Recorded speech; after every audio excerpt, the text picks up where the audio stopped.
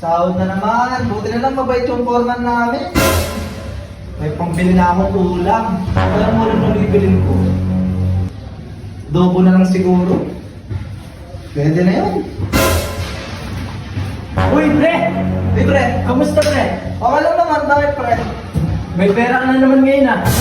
Okay, kakasahod ko lang ngayon eh. Wala ka ba naalala? Ano naalala, pre? Lulis ngayon yung utang mo, pre. Oh shit! Oh shit! Magkano ba? 300, pre.